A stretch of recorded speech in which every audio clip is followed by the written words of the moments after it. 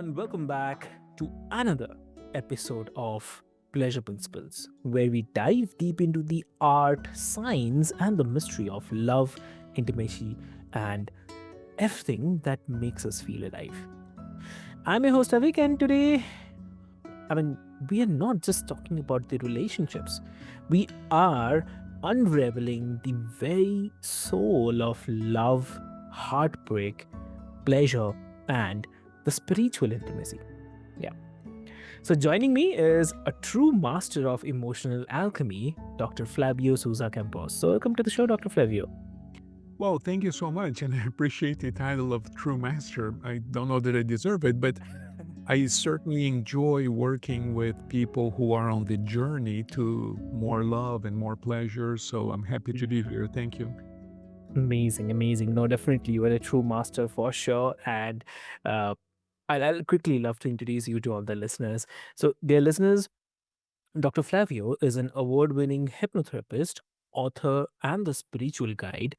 And he has conducted over 44,000 private sessions, blending biomedical science, mysticism, Kabbalah, and also deep subconscious work to help people transform their relationship and step into the love that they were truly born for. Yeah.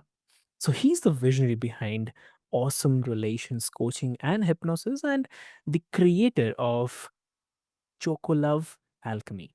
So, guiding singles to attract the real sacred love through the inner transformation.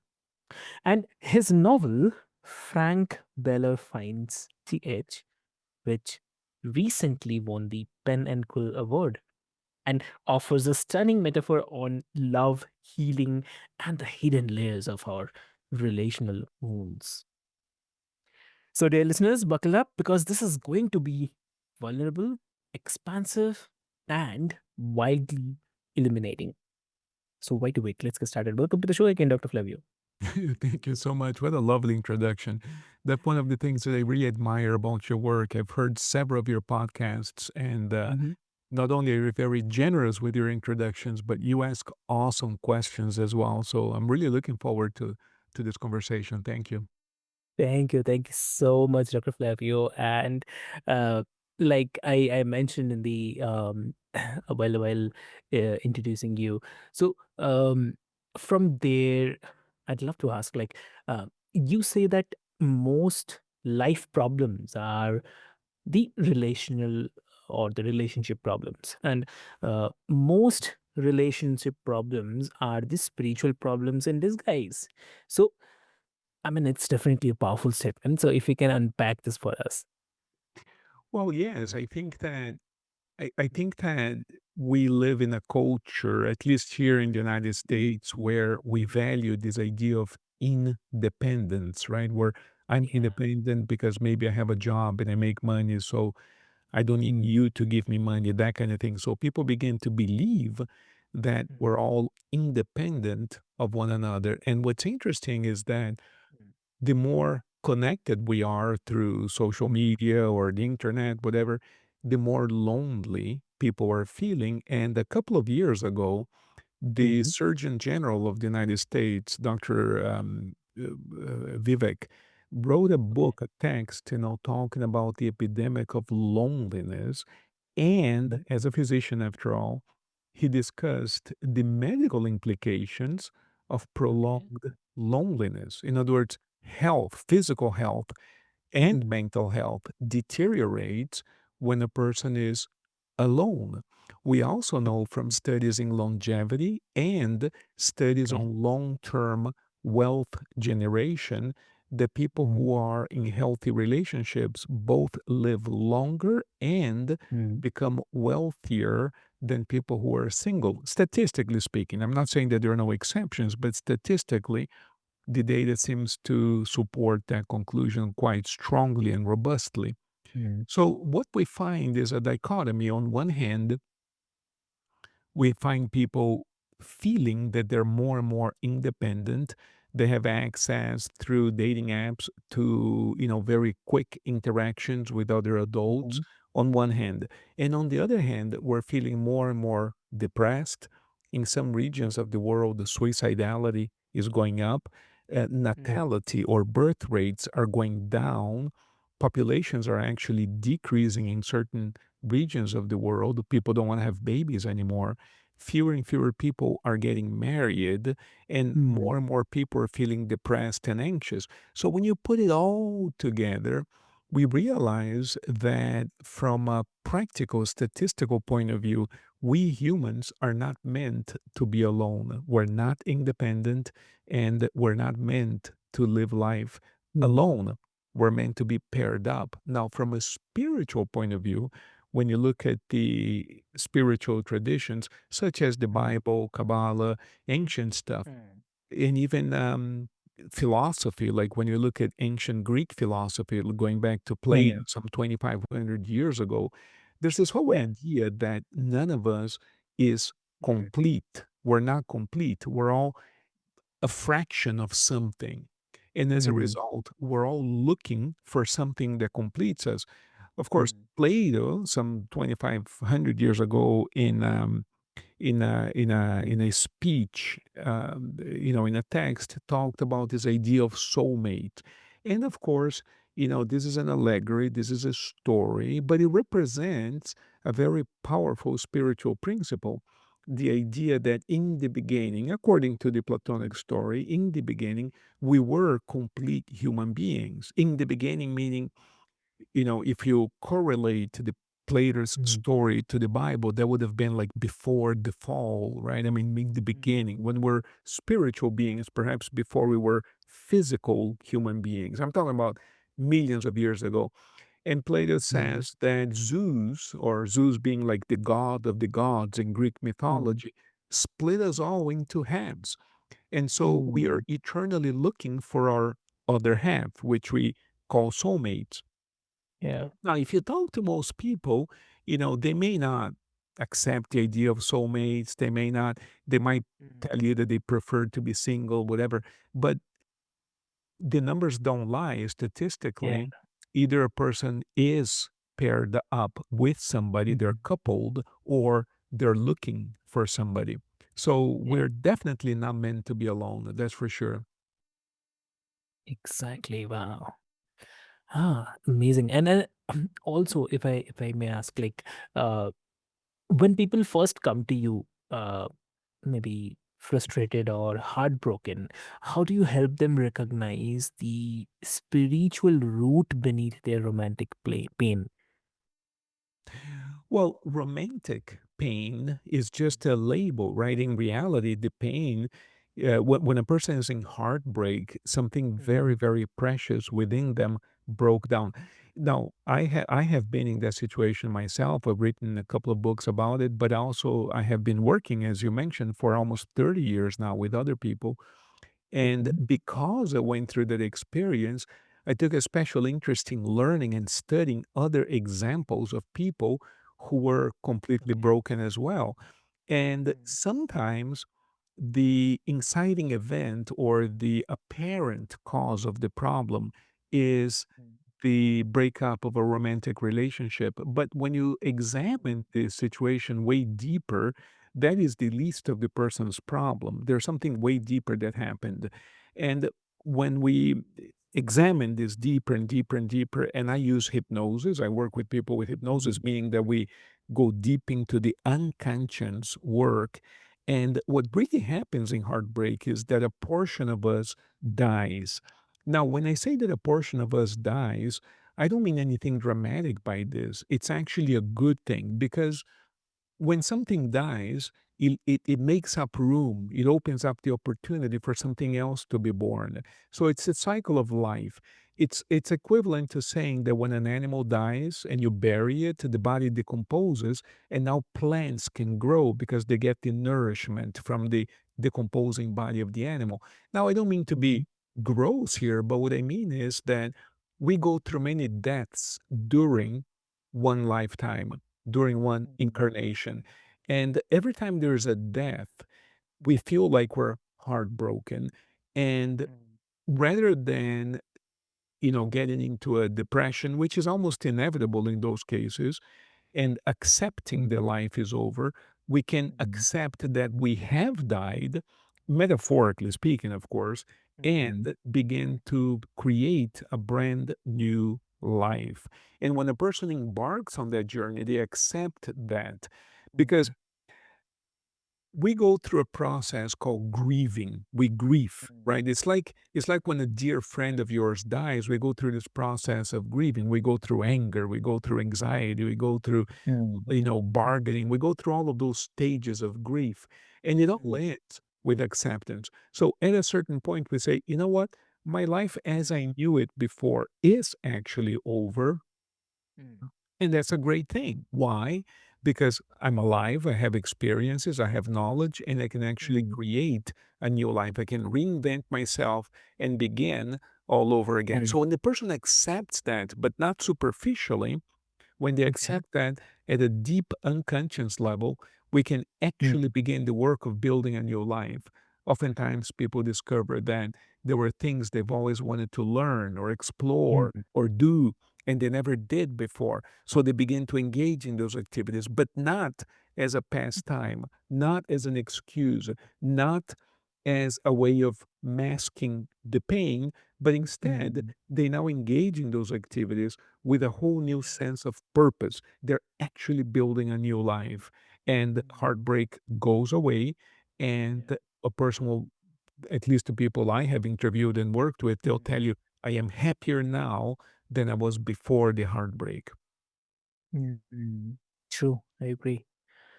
Wow. And this is also very interesting, I mean, but before that, I'd love to mention, like, often we tend to approach break like a kind of transaction, like fix me so I can find someone else. But uh, but I really love like how you are inviting us to see heartbreak as a kind of sacred um, initiation instead. So um, that's I really love. Yeah. Yep. Yeah, it's interesting. You mentioned the word Mm. initiation in the Mm. traditional mystical schools. Mm. And I know that in India, you have a very large concentration of those schools. Mm. And Yeah. of course, a very, very, very rich tradition in mysticism and spirituality in India, but throughout the world as well. You Mm. have mystical traditions in which the symbolism of death is used Mm.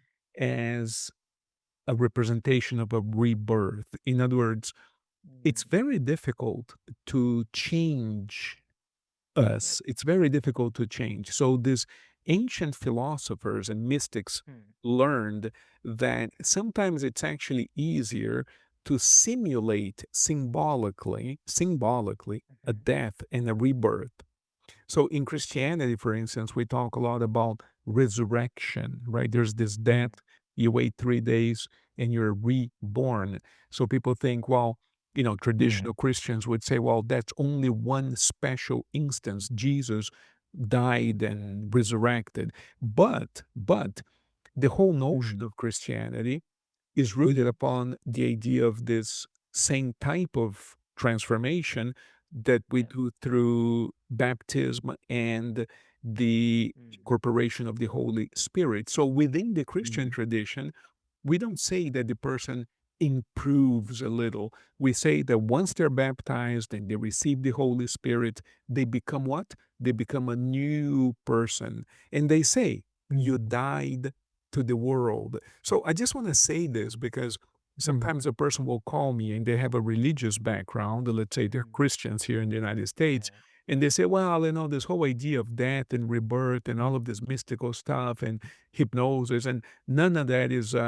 none of that is good because it's not in the Mm. Bible. And they say quite the opposite. All of that is in the Bible. In other words, Yeah. that has been around for thousands of years. Uh-huh. I wish I had invented all of this, but the notion that we're born again and we Mm. die to the world, in other words, die and born again, this idea is straight out of the Bible. I don't approach it Mhm. from that perspective. I'm just saying that it's consistent with the biblical narrative. And that's exactly what happens in heartbreak. Mhm. Yeah. True. Ooh. And quickly, I'd love to also ask this because I was quite. I really love to ask this because um, your work blends hypnotherapy, mysticism, and even biomedical science. So, in your experience, how much, how much of our patterns in love are actually driven by the subconscious?